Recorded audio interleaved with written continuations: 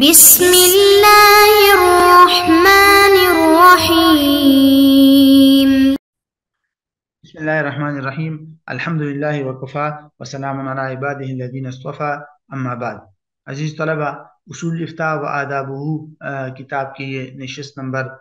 95 ہے اور یہ آخری نشست ہے۔ اس میں استفتاء کے جو 2-3 احکام رہتے تھے ان کو آج ہم مکمل کرتے ہیں۔ تو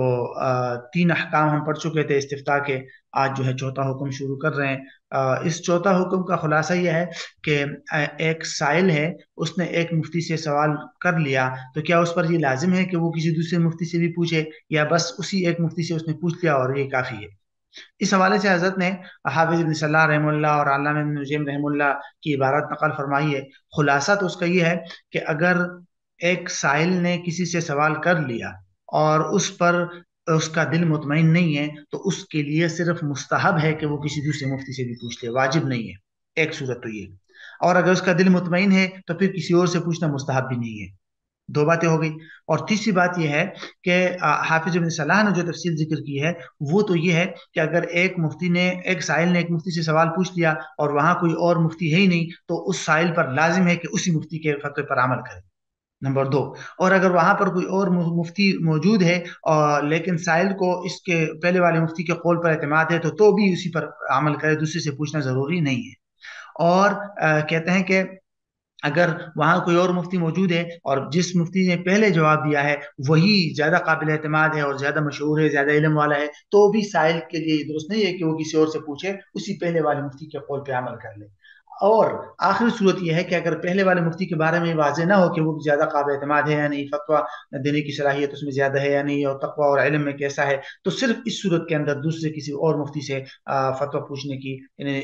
تقلید کرنا یا کسی اور مفتی سے پوچھنا جائز ہے۔ اور پھر دوسرے مفتی نے اگر پہلے مفتی کے مطابق جواب دے دیا تو بھی اسی کے مطابق عمل کر لے گا۔ بہرحال یہ خلاصہ ہے اس تیسرے ادب کا، چوتھے ادب کا۔ فرماتے ہیں علامہ ابن نجم فرماتے ہیں کہ اگر مفتی کا دل مفتی کے جواب سے مطمئن نہ ہو تو اس کے دوسرے مفتی سے سوال کرنا صرف مستحب ہے، واجب نہیں ہے۔ اور حافظ ابن صلاح رحمہ اللہ فرماتے ہیں کہ ہم اس بارے میں تفصیل بیان کریں گے، لہٰذا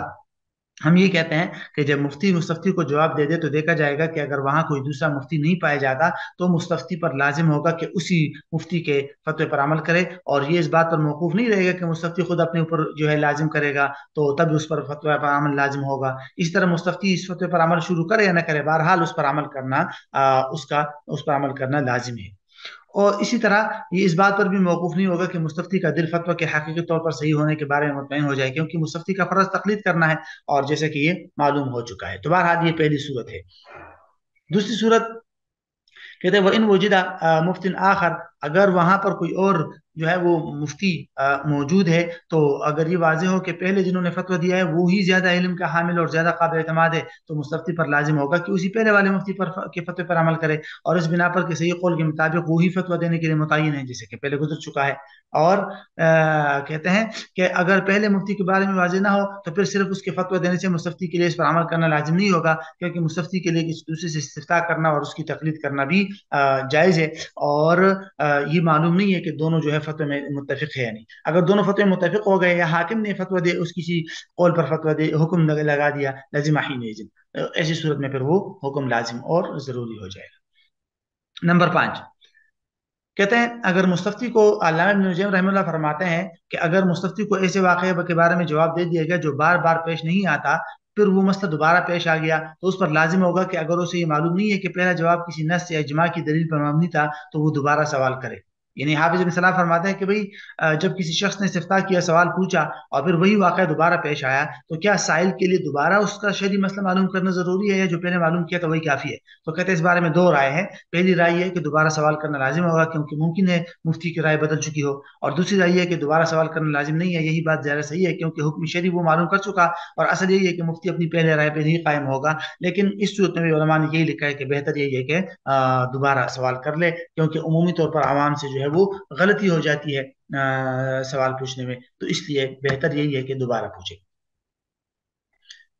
ادب نمبر 6 یا حکم نمبر 6 فرماتے ہیں حافظ بن صلاح فرماتے ہیں کہ ینبغی للمستفتی، مستفتی کو چاہیے کہ مفتی کے ساتھ ادب سے پیش آئے اور اسے مخاطب کرنے میں، سوال پوچھنے میں اور ایسے کاموں میں اس کی تعظیم کا انداز اپنائے۔ اپنے ہاتھ سے مفتی کے چہرے کی طرف اشارہ نہ کرے، نہ ہی یوں سوال کرے کہ تمہیں اس بارے میں کیا یاد ہے۔ اسی طرح یہ بھی نہ کہے کہ تمہارے امام شافعی کا اس بارے میں کیا مذہب ہے۔ جب مفتی اسے جواب دے دے تو مستفتی اسے یہ نہ کہے کہ میرا بھی یہی کہنا تھا اور میرے ذہن میں بھی یہی جواب آیا تھا۔ اسی طرح مستفتی مفتی کو یہ بھی نہ کہے کہ مجھے آپ کے علاوہ فلاں فلاں نے یوں جواب دیا۔ مطلب خلاصہ یہی ہے کہ مفتی کا ادب کرے اور اس کے ادب کا خیال رکھے، اس کی عزت اور تعظیم کرے۔ نمبر 7،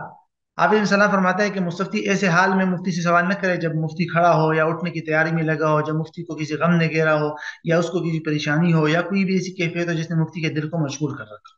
ادب نمبر 8، فرماتے ہیں کہ عام شخص کے لیے مناسب نہیں ہے کہ مفتی جب اسے فتویٰ دے تو اس سے یہ دلیل کا مطالبہ کرے۔ مستفتی کو مفتی کے سامنے یہ نہیں کہنا چاہیے کہ کیوں یا کیسے، بلکہ اگر وہ اپنے دل کو دلیل سن کر مطمئن ہی کرنا چاہتا ہے تو اسے چاہیے کہ وہ کسی دوسری مجلس میں مفتی سے دلیل پوچھ لے یا پھر اسی مجلس میں پوچھے، لیکن بغیر دلیل کے فتوے کو قبول کر لے۔ اور اس پر پھر علامہ سمعانی رحمہ اللہ کی یہ عبارت نقل فرمائی ہے حضرت نے، فرماتے ہیں کہ علامہ سمعانی رحمہ اللہ نے لکھا ہے کہ مستفتی اگر اپنی ذاتی احتیاط کے لیے مفتی سے دلیل پوچھے تو اسے نہیں روکا جائے گا، اور اگر دلیل قطعی ہو تو مفتی پر لازم ہے کہ اسے بیان کر دے، اور اگر اس فتوے کی دلیل قطعی نہیں ہے تو پھر اس پر دلیل کو بیان کرنا لازم نہیں، کیونکہ ایسی دلیل کو سمجھنے کے لیے اجتہاد کی ضرورت پیش آتی ہے جس سے عام آدمی عاجز آتا ہے۔ وهذا آخر ما اردنا اراده في هذا التالیف، یہاں سے حضرت نے فرماتے ہیں کہ یہ اس تالیف کی جو ہے وہ اختتام ہے، اور والحمد للہ سبحانہ اولا وآخرا، وصلی اللہ تعالی علی سیدنا ومولانا محمد خاتم الرسل وعلى آله واصحابه اجمعین وعلى كل من تبعهم بإحسان الى يوم الدین، وآخر دعوانا الحمد للہ رب العالمین۔